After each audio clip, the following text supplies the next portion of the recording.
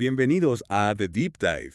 Prepárense para una inmersión profunda en un libro que me ha fascinado, La ciencia de las emociones, de Federico Frost Campello. Un libro que desmitifica las emociones. Totalmente. Listos para descubrir la ciencia detrás de cómo nos sentimos. Vamos a ello. A veces pensamos que las emociones son algo así como magia, ¿no? Sí, un misterio. Pero Frost Campello nos demuestra que no es así. Hay todo un entramado científico detrás de la alegría, la tristeza, el miedo.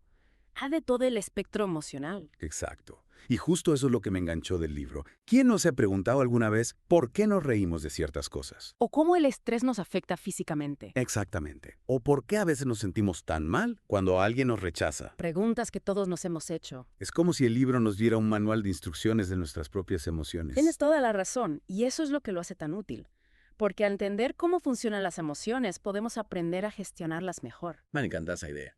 Pero empecemos por el principio. Frost Campello derriba el mito de que las emociones son puramente subjetivas, imposibles de analizar científicamente. Nos habla de las creencias, como modelos que creamos para entender la realidad, y cómo estas creencias se reflejan en nuestras conexiones neuronales. ¿Puedes explicarnos un poco más sobre esto? Claro que sí. Imagínate que tu cerebro es como un detective, siempre buscando pistas para comprender el mundo. A esas pistas las llamamos creencias. Y esas creencias, a su vez, se basan en nuestras experiencias y en cómo las hemos interpretado. Espera. Entonces nuestras experiencias literalmente moldean nuestro cerebro. Exactamente. Cada vez que aprendes algo nuevo, se crean nuevas conexiones neuronales en tu cerebro. Y esas conexiones, a su vez, influyen en cómo percibes el mundo y cómo reaccionas ante él. Es un proceso fascinante. Alucinante. Entonces, si entendemos bien, nuestras emociones no son algo así como arbitrarias o aleatorias, sino que están basadas en nuestras experiencias y en cómo nuestro cerebro las ha procesado. Exacto. Y aquí entra en juego lo que Frost Campello llama el motor de creencias. Nuestro cerebro está constantemente buscando patrones para darle sentido a la realidad. Buscamos certeza, seguridad, control. Necesitamos entender lo que nos rodea para poder anticiparnos a los peligros y tomar decisiones. Entiendo.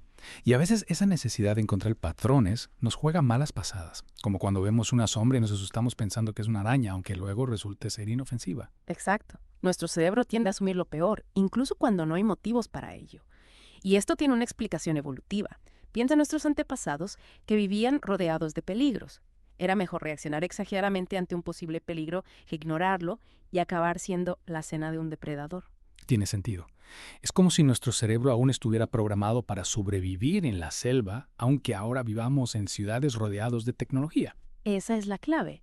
Y esto explica por qué a veces nos cuesta tanto cambiar nuestras creencias, incluso cuando la evidencia nos dice que estamos equivocados.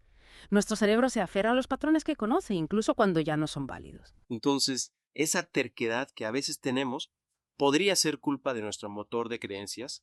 Me dejas pensando. Podríamos decir que sí. Frost Campello menciona un estudio en el que se engañó a los participantes para que creyeran que podían controlar eventos aleatorios. La necesidad de control es tan fuerte que nuestro cerebro a veces inventa patrones donde no los hay. Es increíble, o sea, que buscamos control incluso cuando no lo tenemos. ¿Y esto cómo se relaciona con el humor?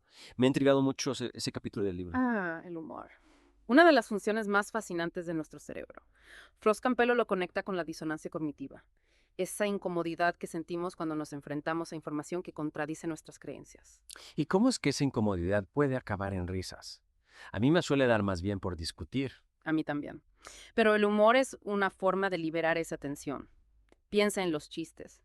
A menudo se basan en situaciones absurdas o inesperadas que desafían nuestras expectativas. Ya veo. En el libro hay un chiste sobre un veterinario que tuvo un romance con una paciente.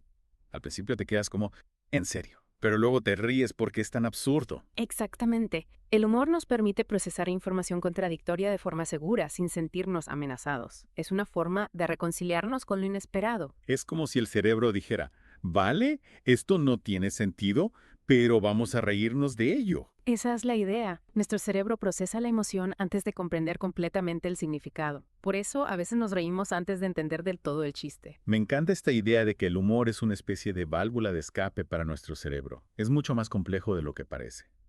Y hablando de complejidad, creo que es un buen momento para adentrarnos en la química de las emociones. ¿Te parece? Me parece perfecto.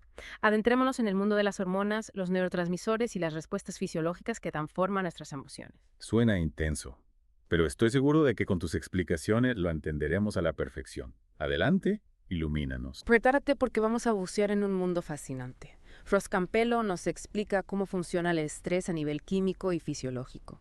Habla de sistemas nerviosos, hormonas, glándulas. Uf, sí, esa parte me dio un poco de respeto, la verdad. Parece complicado, pero en realidad es súper interesante. Recuerda ese subidón de energía que sientes cuando estás a punto de hacer algo emocionante, como dar una presentación importante o subirte a una montaña rusa. Esa es la adrenalina en acción. Ah, sí, claro. Es como una inyección de energía instantánea. De hecho, recuerdo una vez que casi tengo un accidente de coche y sentí como mi corazón se aceleraba. Ajá. Mi respiración se agitaba y mis músculos se tensaban. Estaba lista para saltar del coche si hacía falta. Exacto. Esa es la respuesta de lucha o huida que se activa ante situaciones de peligro. Tu sistema nervioso simpático entra en acción, liberando adrenalina y noradrenalina, preparándote para reaccionar con rapidez. Claro, pero si esa respuesta se activa constantemente, como ocurre con el estrés crónico, puede tener efectos negativos en nuestra salud, ¿no? Totalmente. Imagínate que tu cuerpo es como un coche. Si lo mantienes a toda velocidad durante mucho tiempo, el motor se desgasta y acaba fallando.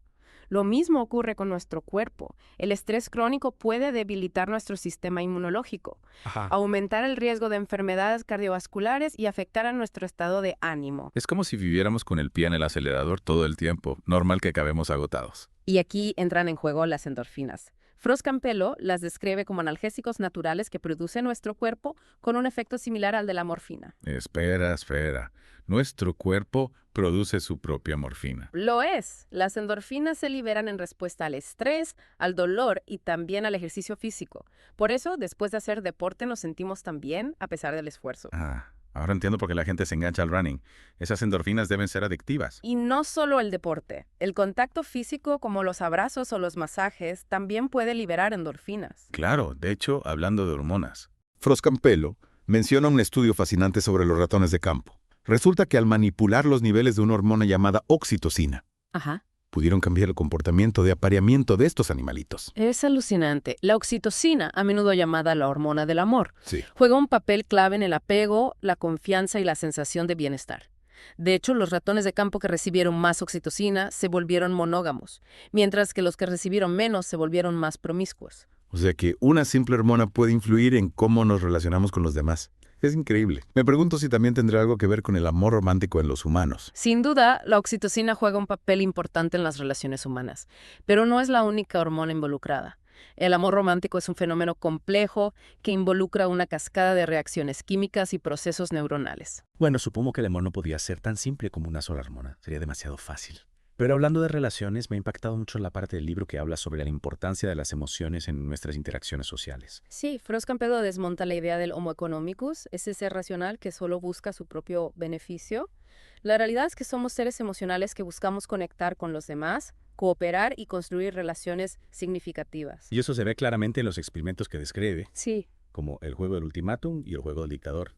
Resulta que la gente está dispuesta a sacrificar su propio beneficio para castigar a los que consideran injustos, incluso si no los conocen. exactamente.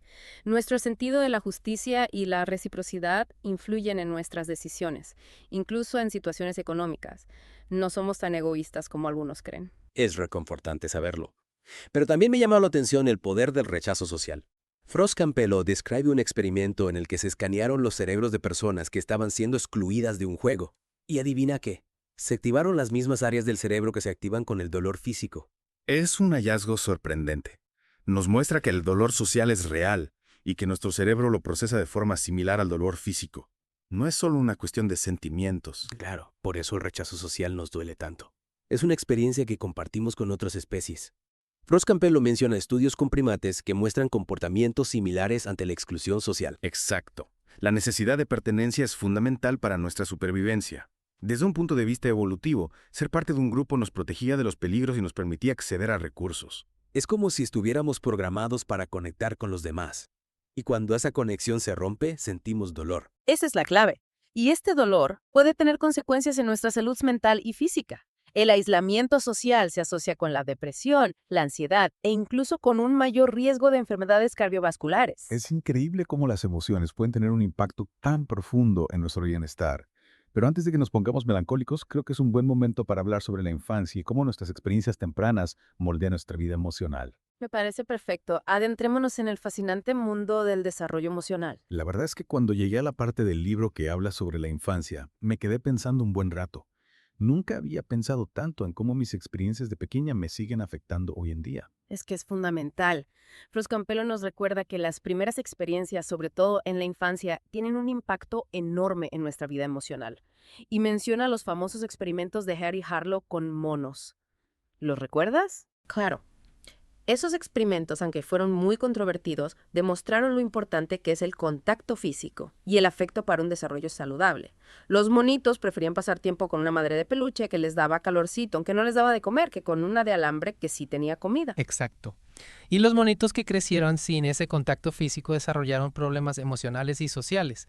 Es una prueba de que el cariño y la atención son esenciales para el desarrollo emocional. Y eso me lleva a pensar en la teoría del apego de John Bowlby, que también menciona Frost Campello. La idea de que la relación que establecemos con nuestros cuidadores en la infancia influye en cómo nos relacionamos con los demás a lo largo de nuestra vida. Totalmente. Si tuvimos la suerte de tener cuidadores amorosos y atentos, es más probable que desarrollemos un apego seguro que nos permite sentirnos confiados en las relaciones y afrontar los desafíos de la vida con mayor seguridad. Pero si por el contrario nuestros cuidadores no estuvieron disponibles emocionalmente o incluso nos descuidaron, podemos desarrollar un apego inseguro, lo que puede llevarnos a tener dificultades para confiar en los demás, a ser más dependientes o, por el contrario, a aislarnos emocionalmente. Es como si las primeras experiencias nos proporcionaran un mapa para navegar por el mundo de las relaciones. Y ese mapa puede guiarnos hacia la conexión y la confianza o, por desgracia, hacia el miedo y la inseguridad. Frost Campello también nos habla de la importancia de los grupos de pares en la infancia y la adolescencia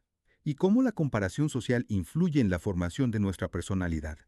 ¿Recuerdas la teoría de Judith Rutsch Harris? Sí, Harris argumenta que los grupos de pares tienen un impacto mayor en el desarrollo de la personalidad que la propia familia.